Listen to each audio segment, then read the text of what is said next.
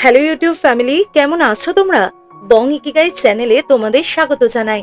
আমি অঙ্কিতা আবারও চলে এসেছি বং ইকিগাই চ্যানেলে নতুন একটা গল্প নিয়ে। আজকের গল্প রাস্কিন বন্ডের লেখা কুকিজ সং।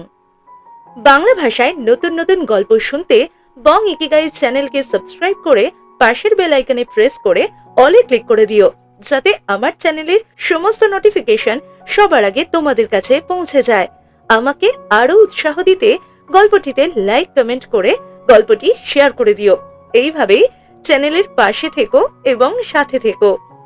তাহলে চলো আর দেরি না করে শুরু করা যাক আজকের গল্প, রাস্কিন বন্ডের লেখা কুকিজ সং। কোকির যখন 12 বছর বয়স, তখন সে এবং তার মা বছরের একটা সময় কোকির দিদিমার সাথে কাটাতে গিয়েছিল। কোকির দিদিমা নদীর তীরের কাছে একটা নির্জন পুরনো বাড়িতে থাকতেন। দিদিমা ছিলেন একজন গোলগাল গড়নের প্রাণবন্ত ছোটখাটো বৃদ্ধা মহিলা। কোকির মা যখন সারাদিন রান্না করা এবং কাপড় ধোয়ার কাজে ব্যস্ত থাকতেন, তখন দিদিমা রোদে বসে কোকির কাছে তার নিজের ছোটবেলার গল্প শোনাতেন। কোকি সকালবেলাটা তার মাকে সাহায্য করে কাটাতো এবং বিকেলবেলা দিদিমার সাথে গল্প করত। কিন্তু সন্ধ্যার দিকে বৃদ্ধা দিদিমা ঘরের ভেতরে চলে যেতেন। তখন কোকিকে একা একাই সেই মস্ত বড় বাগানটিতে সময় কাটাতে হতো। বাগানটির ঠিক মতো যত্ন নেওয়া হতো না, ফলে আধা বুনো গাঁদা, ন্যাস্টাসিয়াম, এক ধরনের ফুল গাছ ও গোলাপ গাছে ছেয়ে গিয়েছিল। বাগানের এমন অবস্থাটা কোকির পছন্দের ছিল, কারণ সে লম্বা ঘাস এবং কাটা গুল্মের মধ্যে জন্মানো ফুলগুলোকে বাগানটায় ঘুরে ঘুরে আবিষ্কার করতে পারত। বাগানের চারপাশটা পাঁচিল দিয়ে ঘেরা ছিল এবং পাঁচিলের ওপাশে একটা বিস্তৃত তৃণভূমি ঢালু হয়ে নদী খাতের দিকে নেমে গিয়েছিল। এমনিতে শুকিয়ে থাকা এই নদীর মাঝখান দিয়ে একটা অগভীর স্রোত বয়ে যেত, কিন্তু বর্ষাকালের বৃষ্টির সময় এটি উদ্দাম খরস্রোতা হয়ে উঠত। তবে যে সময়ের কথা বলছি, সেই সময় এটি ছিল একটা কলকল শব্দে বয়ে চলা শান্ত নদী, যার মধ্যে ছোট ছোট রূপালী মাছ এদিক ওদিক ছুটে বেড়াচ্ছিল। কোকি খুব একটা বাগানের পাঁচিল পেরিয়ে ওপাশে যেত না, কারণ নদী খাতের ওপাশেই ছিল জঙ্গল। পশুরা প্রায়শই জল খাওয়ার জন্য সেই নদীর পাড়ে নেমে আসত। বুনো শুয়োরগুলোকে তো প্রায়ই দেখা যেত। ওদের দেখে কোকি খুব ভয় পেয়ে যেত।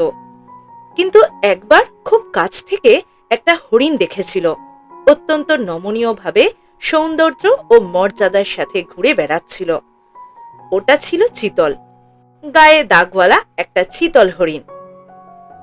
কোকি মন্ত্রমুগ্ধ হয়ে চিতল হরিণটার দিকে তাকিয়ে রইল, আর হরিণটাও নিশ্চয়ই তার দৃষ্টির কথা বুঝতে পেরেছিল, কারণ সেটাও মাথা তুলে কোকির দিকে পাল্টা তাকিয়ে রইল। এই চিতল হরিণটি কোকির দিকে তাকিয়ে যা দেখেছিল তা হলো এক গুচ্ছ খোলা কালো চুলের আড়ালে অর্ধেক ঢাকা একটা ছোট শ্যামলা মুখ এবং বিস্ময়ে চকচক করতে থাকা দুটো বড় বড় বাদামি চোখ। হরিণটি এবং কোকি 2-3 মিনিট ধরে একে অপরের দিকে তাকিয়ে রইল। তারপর হঠাৎ কোথাও থেকে একটা শুকনো ডাল ভেঙে পড়ার শব্দ হলো এবং তখনই চমকে উঠে হরিণটি লাফিয়ে লাফিয়ে নদী পেরিয়ে চলে গেল। এক সন্ধ্যায় কোকি দূর থেকে ভেসে আসা বাঁশির মিষ্টি সুর শুনতে পেল। সে আগে কখনো এমন মিষ্টি সুর শোনেনি, তাই এই সুরটা কোথা থেকে আসছে দেখার জন্য সে পাঁচিলের ওপর দিয়ে উঁকি দিল। একটা ছেলে নদীর ধারে বসে বাঁশি বাজাচ্ছিল, আর তার ছোট গরুর পালটি ঢালু জমিতে ঘাস খাচ্ছিল। তার কাঁধে একটা পাতলা শাল জড়ানো ছিল, খালি পা আর জামা কাপড় ধুলো মাখা ও ছেঁড়া ছিল। কিন্তু কোকি ওই বিষয়গুলো খেয়াল করেনি। সে বাঁশির সেই সরল করুণ সুরে মন্ত্রমুগ্ধ হয়ে গিয়েছিল এবং তার কাছে ছেলেটি ছিল এক রাজপুত্র, যে অপূর্ব সুন্দর সুর তৈরি করছিল। কোকি পাঁচিলের ওপর উঠে বসল এবং পাঁচিলের অপর পাশে তার পা দুটি ঝুলিয়ে দিল। ছেলেটি যখন মাথা তুলে কোকিকে দেখল, সে উঠে দাঁড়িয়ে পাঁচিলের আরো কাছে এগিয়ে এলো। সে পাঁচিল থেকে প্রায় 20 মিটার দূরে ঘাসের ওপর বসল। বাঁশিটি আবার তার ঠোঁটে ঠেকালো এবং কোকির দিকে তাকিয়ে বাঁশি বাজাতে লাগলো। এই ঘটনাটা কোকিকে সেই দিনটার কথা মনে করিয়ে দিল, যেদিন সে এবং ওই চিতল হরিণটি একে অপরের দিকে তাকিয়েছিল। উভয়ই মন্ত্রমুগ্ধ, দুজনের কেউই নড়াচড়া করেনি বা কোনো শব্দ করেনি। শুধু এই ঘটনাটায় ছেলেটা আর কোকি অনেকটা দীর্ঘ সময়ের জন্য একে অপরের দিকে তাকিয়েছিল এবং একজন বাঁশি বাজাচ্ছিল ও অন্যজন শুনছিল। পরের সন্ধ্যায় কোকি আবার সেই বাঁশির সুর শুনতে পেল এবং শীঘ্রই সে পাঁচিলের ওপর 2 পা ছড়িয়ে বসে পড়ল। ছেলেটি যখন কোকিকে দেখল, সে তার বাঁশিটা নামিয়ে রাখল, তার দিকে তাকিয়ে হাসল এবং তারপর আবারও বাঁশি বাজাতে শুরু করল। সেই সন্ধ্যায় বাঁশি বাজানো এবং বাঁশির সুর শোনার পাশাপাশি তারা কেবল একে অপরের দিকে তাকিয়ে হাসছিল। তৃতীয় সন্ধ্যায় কোকি ছেলেটিকে তার নাম জিজ্ঞেস করল। ছেলেটি বলল, সমী। এরপর সে বাঁশিতে সুর তুলল। কোকির সাথে আর অন্য কোনো কথা বলল না। কিন্তু চতুর্থ সন্ধ্যায় ছেলেটি কোকিকে তার নাম জিজ্ঞেস করল এবং কোকি তাকে তার নাম বলল। ছেলেটি বলল, আমি তোমাকে নিয়ে একটা গান তৈরি করব। সে বাঁশিতে এমন একটা মিষ্টি সুর বাজালো যা কোকি এর আগে কখনো শোনেনি। কোকি আবিষ্কার করলো যে সে নিজে থেকেই সেই মিষ্টি সুরে শব্দ বসাতে শুরু করেছে। সেটা কোকি মৃদু স্বরে গেয়ে উঠত, যখন তুমি অনেক দূরে থাকবে আমি গাইব এই গান এবং আমার হৃদয়ে তোমার সুর বাজতে থাকবে সারা গ্রীষ্মকাল জুড়ে। এরপর থেকে সমী নামের সেই ছেলেটি কোকির গানটাই বাঁশিতে বাজাতো। খুব বেশি দিন লাগেনি কোকির ওই বাগানের পাঁচিল পেরিয়ে নিচে নেমে আসতে। মাঝে মধ্যে সে ও সমী নদীর শুষ্ক খাদ ধরে হেঁটে যেত এবং পাহাড়ের ঠান্ডা জলে পা ডুবিয়ে খেলা করত। তারা একে অপরের সাথে খুব বেশি কথা বলতো না, তবুও যেন অনেক কথাই বলা হয়ে যেত। সমী গোধূলি লগ্নে বিদায় নিত। সে তার গবাদি পশুগুলোকে নিজের আগে আগে হাঁটিয়ে নিয়ে যেত, প্রত্যেকটিকে আলাদা আলাদা নামে ডাকত। কোকি তার হেঁটে যাওয়াটা দেখতেই থাকতো যতক্ষণ না ওই ধুলো মাখা রাস্তায় সে কেবল একটা বিন্দুর মতো হয়ে যাচ্ছে। আর দূর থেকে গরুর গলায় বাঁধা ঘণ্টার টুংটাং শব্দ ভেসে আসত। কোকি কখনোই জানতো না যে এই সমী নামের ছেলেটি কোথা থেকে এসেছে বা কোথায় যায়। কোকি ভেবেছিল যে সে কোনো একদিন তাকে জিজ্ঞাসা করবে, কিন্তু তার প্রয়োজন বলে মনে হয়নি।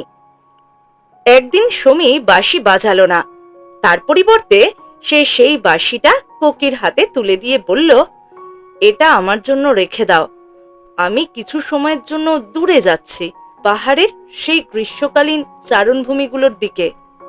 সেই দিনটায় সমী তার গবাদি পশুর দলকে ছাড়াই এসেছিল। কোকিকে তার বাঁশিটা দেওয়ার পরে সে ঘুরে দাঁড়ালো এবং দ্রুত পায়ে সেই ঘাসের ওপর দিয়ে ছুটে চলে গেল। সেই ঘাস তখন সবুজ রঙের ছিল, এখন সবুজ থেকে বাদামি রঙে রূপ নিচ্ছে। কোকি সমী নামের ছেলেটির অভাব অনুভব করতে লাগলো। তার কাছে তখনও ছেলেটির দেয়া বাঁশিটা ছিল। সে মাঝে মাঝে বাঁশিটা বাজানোর চেষ্টা করত, কিন্তু তার সেই জাদুকরী স্পর্শ ছিল না, আর তার ফলে কেবল একটা তীক্ষ্ণ ভাঙা সুরই বের হতো। মাঝে মধ্যে যখন কোকি একা একা শুকিয়ে যাওয়া নদীর খাদ ধরে হাঁটত, তার মনে হতো সে যেন সেই মিষ্টি ও মৃদু সুরটি তার চারপাশে শুনতে পাচ্ছে। সুরটায় শব্দ বসিয়ে আগে যে গানটা কোকি তৈরি করেছিল সেই গানটা সে আর গাইতো না। সেই শব্দগুলো সমীর জন্য তৈরি করেছিল এবং সে যখন ফিরে আসবে, যদি কোনোদিনও সে ফিরে আসে, তখনই সে সমীর জন্য সেই গানটা গাইবে। রাতে যখন সে জেগে শুয়ে থাকত, মনে হতো বাঁশিটি যেন তার সেই গানটি বাজাচ্ছে। মনে হতো যেন বাঁশিটা সত্যি নিজে নিজেই বেজে চলেছে। একদিন কোকি যখন নদীর খাতে গোড়ালি সমান জলের মধ্যে দাঁড়িয়েছিল, হঠাৎ বাঁশিটা তার হাত থেকে পড়ে গেল। বাঁশিটা স্রোতের মাঝখানে ভেসে দূরে চলে যেতে লাগলো। কোকি জলের মধ্যে দিয়ে ছপছপ শব্দ করে বারবার হোঁচট খেয়ে নিজের জামা কাপড় ভিজিয়ে স্রোতের অনুকূলে দৌড়াতে লাগলো। সে দেখতে পাচ্ছিল বাঁশিটি জলের ওপর ভাসতে ভাসতে ওপর নিচে দুলছে, কিন্তু সেটি আরো দূরে, অনেক দূরে চলে যাচ্ছিল। শীঘ্রই তাকে দৌড়ানো থামাতে হলো, কারণ সে ক্লান্ত হয়ে পড়েছিল এবং বাড়ি থেকে অনেক দূরে চলে এসেছিল। বাঁশিটি হারিয়ে গেল। সে আর কোনোদিনও তার সেই বাঁশির সুর শুনতে পায়নি। এরপর থেকে কোকি শান্ত ও উদাসীন হয়ে পড়ল। দিদিমা অভিযোগ করছিলেন যে তিনি তার গল্প দিয়ে তার কোকিকে আকৃষ্ট করতে পারছেন না। এই শুনে কোকি গল্প শোনার এবং গল্পে মনোযোগ দেওয়ার খুব চেষ্টা করছিল, কিন্তু তার মন সবসময় অন্য সব বিষয়ের দিকে ছুটে যাচ্ছিল। কোকির এমন অসন্তুষ্টির কারণ কেউ আন্দাজ করতে পারত না, এমনকি কোকি নিজেও নিশ্চিত ছিল না। হরিণটিকে সে আর একবার দেখেছিল। হরিণটা যখন জল খেতে ঝর্ণার ধারে এসেছিল। সেদিন কোকি পাঁচিলের ওপর বসেছিল এবং হরিণটি তার দিকে এক নজর তাকিয়ে এতটাই চমকে গিয়েছিল যে সেটি লাফিয়ে জঙ্গলের দিকে পালিয়ে গেল। আর এইভাবেই দেখতে দেখতে আরো একটা মাস কেটে গেল। পাহাড়ের বরফ গলে গেল এবং ফুলে ফেপে ওঠা ঝর্ণাটি উপত্যকা বেয়ে সেই একাকী পুরনো বাড়িটিকে ছাড়িয়ে তীব্র গতিতে বয়ে চলল। কোকির দিদিমার বাগানটি ছোট ছোট সবুজ অঙ্কুরে ভরে গিয়েছিল। ঘাসগুলি ছিল সতেজ ও মিষ্টি। কৃষ্ণচূড়া গাছটি রঙে ফেটে পড়ছিল। এদিকে কোকিও একটু লম্বা হয়েছিল। কোকি একটি আম গাছের নিচে বসে দেখছিল কিভাবে সূর্যের আলো দেয়ালের ওপরের ছায়াকে ধাওয়া করে চলেছে। একজোড়া বুলবুলি পাখি একটা গোলাপ ঝোপের মধ্যে কিচিরমিচির করছিল। দিদিমা একবার কোকিকে বলেছিলেন যে পাখিরা খুশি বলেই গান গায়, কিন্তু কোকি ভাবত এর প্রমাণ কি? কে জানে, হয়তো দুঃখের কারণেই তারা গান গাইছে। তারপর যেন পাখিদের গানের সাথে তাল মিলিয়ে ভেসে এলো একটা বাঁশির সুর। কোকি সেটা শুনতে পেল, ওপরের দিকে তাকালো এবং মন দিয়ে শুনল। সুরটি চিনতে কোনো ভুল হওয়ার অবকাশ ছিল না। এটি ছিল কোকির গান। সে নিজেকে পাঁচিলের ওপর টেনে তুলল এবং ওপাশে তাকালো। সমী ঘাসের উপর বসে একটা নতুন বাঁশি বাজাচ্ছিল, কিন্তু তাকে দেখে মনে হচ্ছিল যেন সে সেখানে যুগ যুগ ধরে বসে আছে। যখন সে কোকিকে দেখতে পেল, সে তার বাঁশিটা নামিয়ে রাখল, হাসল এবং তারপর আবারও বাঁশি বাজাতে শুরু করল। সেই সন্ধ্যায় কোকি আর সমী একসাথে হেঁটে ঝর্ণার ধারের দিকে গেল। কোকি লক্ষ্য করল যে পশুপালটি আগের চেয়ে বড় হয়ে গেছে। সমী নতুন পোশাক পরেছিল। সমী তাকে পাহাড়ের সেই সবুজ তৃণভূমির কথা বলল, যেখানে সে শুষ্ক মাসগুলোতে পশুপালকে নিয়ে গিয়েছিল। কোকিও তাকে জানালো যে সে শীঘ্রই কাছের শহরে নিজের স্কুলে এবং বাড়িতে ফিরে যাবে। সমী জিজ্ঞেস করল, তুমি কি আবার আসবে? কোকি বলল, প্রতি মাসের শেষে আসব। আমার দিদিমা বলেছেন আমাকে আসতেই হবে। কিন্তু কোকি নিজে জানত যে কেবল এইটাই এখানে আসার একমাত্র কারণ ছিল না।